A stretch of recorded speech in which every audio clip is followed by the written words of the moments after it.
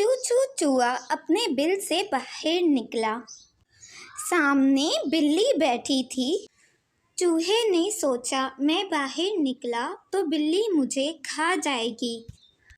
बिल्ली ने कहा, प्यारे चूहे बाहर निकल आओ। चूचू ने कहा, मैं बाहर नहीं आऊंगा।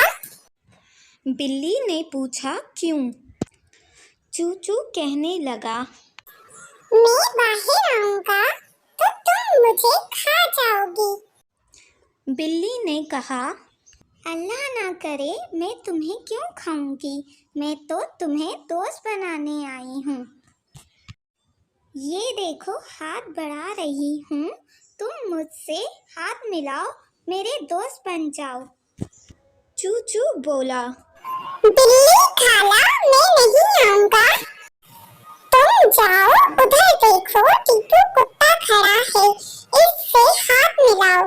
बिल्ली ने कुत्ते को देखा, इसका दम निकल गया। वो उछलकर खिड़की पर चढ़ गई, किसी तरह अपनी जान बचाई।